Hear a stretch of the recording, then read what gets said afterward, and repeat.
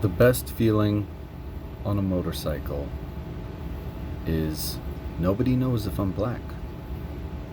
What's up, everybody?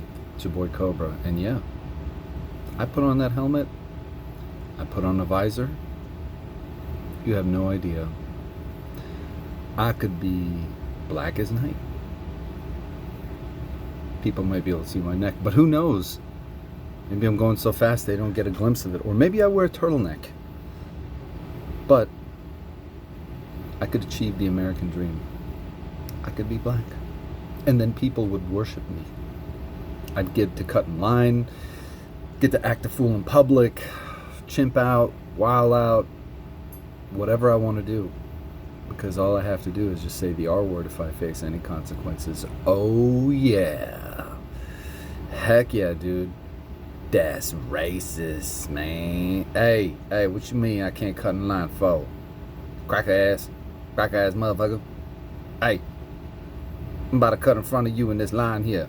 Got a problem with that? I'm gonna kill you. Just kidding. No. Best feeling about being on a motorcycle. And this video is actually coming from, I recently watched a guy on YouTube called Moto Jitsu. It's this Cali bro. I don't think he's a dude bro, but he's definitely born and raised in Cali. You can kind of tell.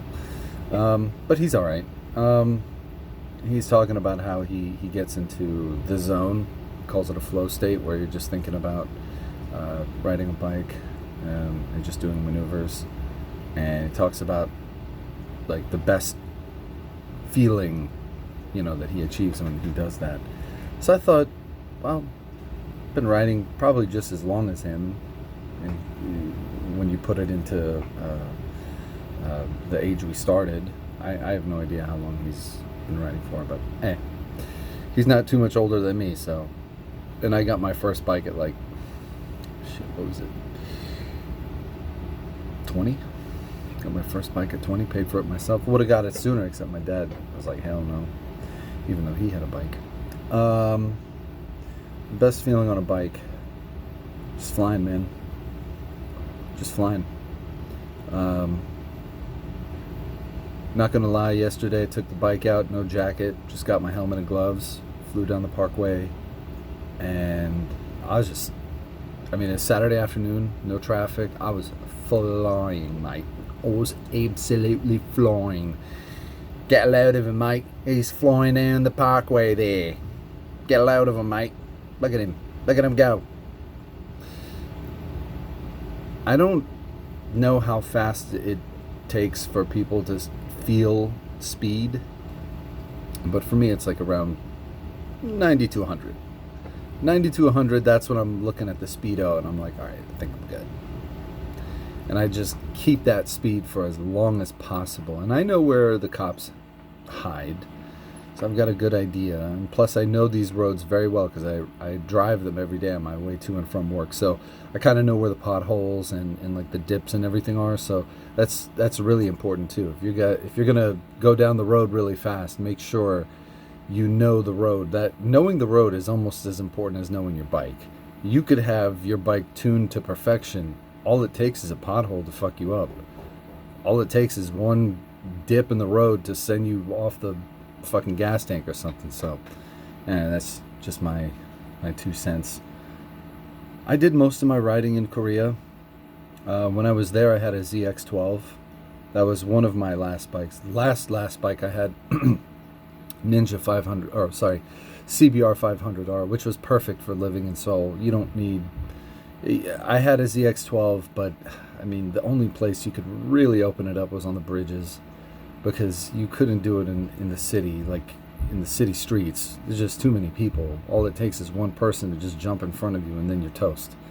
So bridges were the only places I could really fly. And then late at night. But yeah, now got a CBR 1000 RR, and I'm happy with that. But I hear a lot of guys talk about getting a bike and stuff like that, which is cool. But in my opinion, if you're getting a motorcycle after the age of, let's say, 35, after 35, buying a bike is, I think it's more dangerous than it's worth, because you're gonna fall off at some point. I mean, I hate to be that guy. It's like, oh my god, you're gonna fall, but it comes with the territory. I mean, there's so much that you don't know that you can only learn with practice. I mean, practice makes perfect, right? So if you can get a good instructor and practice and actually learn, cool. Otherwise, the pavement's going to be your teacher. The pavement's going to be the one that teaches you, hey, you fucked up. Enjoy the road rash and the scratches on your beautiful machine. And I've had my wrecks. I've had my crashes. I've had my drops. I've had my close calls. I've had my stupid moments where it was like, what was I thinking, And that's a story maybe I can share with you guys another day, but just silly stuff. I mean, it comes with the territory. I mean, bike is freedom to me. And I hate Jeeps. Let me just put that out there. Of all the drivers out there, they get butthurt the most, Jeep drivers. Jeep drivers are some of the most butthurt, jealous, envious fags on the road, because they buy these $50,000 open top, 4-wheel drive, I can go anywhere kind of guys. But as soon as you split lanes or show them that, hey, you're not as fucking free and clear and, king of the road as you thought you were, these fags, they get so butthurt, they turn their wheel to try and block you, or they honk their horns at you. I can't stand Jeep drivers. I'm sorry. And another thing, out of all the cars that are covered with Star Wars stickers the most, fucking Jeeps are at the top.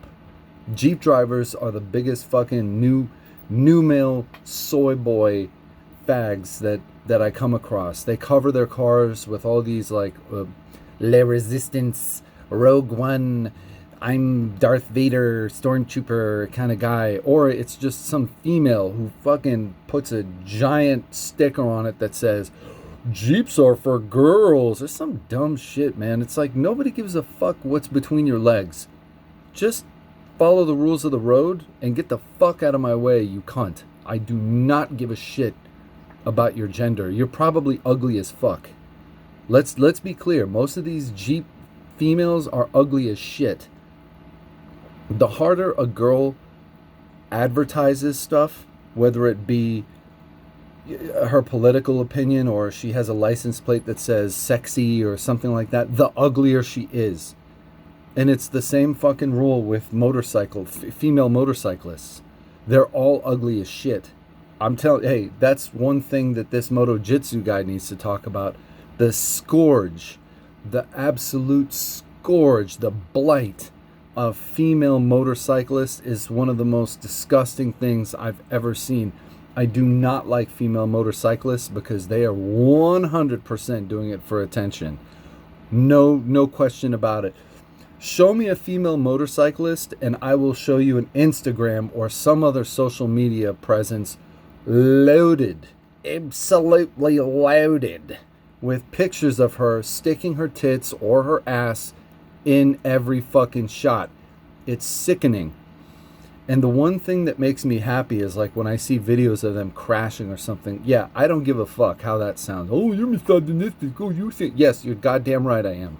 Whatever you want to say that I am, because I get enjoyment out of seeing people getting their just desserts, I'll take it. I'll own it. I don't give a fuck. Yeah, I absolutely enjoy seeing them because they're not serious and they don't respect the bike. They go out and they buy a bike that they can't even pick up if they drop it. And then they go out and, oh my God, it fell down. Oh my God, I'm never going to ride again. Well, that's what you get, Stacy.